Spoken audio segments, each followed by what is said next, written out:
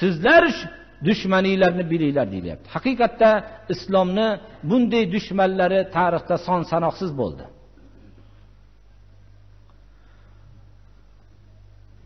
Bu dushmanlik qanday yo'lda? Qur'onni o'rganib turib, Alloh subhanahu va taolo aytmagan so'zni aytdi deb boshlaydi.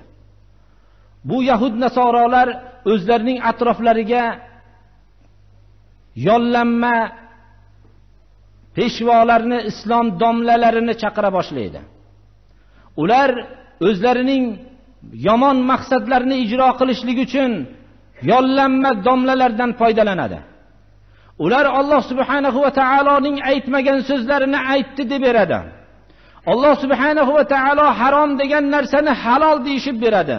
Alloh subhanahu va taolo halol degan narsani harom deb beradi. Alloh subhanahu va taologa yolg'onni bo'xton qiladi va shun bilan mushrik bo'ladi.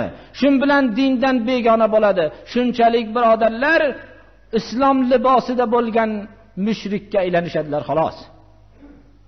Biz mana bu narsani bilaylikki, Alloh subhanahu va taolo bizlarni ogohlantiryapti. Islom hech qaysi yo'l bilan mag'lub bo'lmaydi, magar islomda yollanma domlalar vujudga kelishligi bilan islom yemirila boshlaydi. Chunki bechora oddiy xalq ularning aytgan so'zlarini haq deb biladi-da, shular bilan islom shu ekan deb aldanib yashaveradi.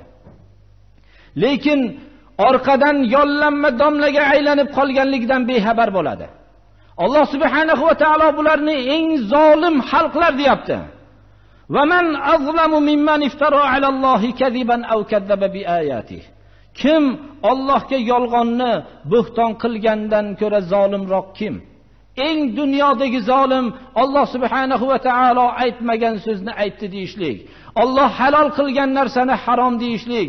Alloh harom degan narsani halol deb bilgan, halol deb e'lon qilgan odamdan ko'ra zolimroq kim bundan ortiq zolim bo'lishligi mumkin emas.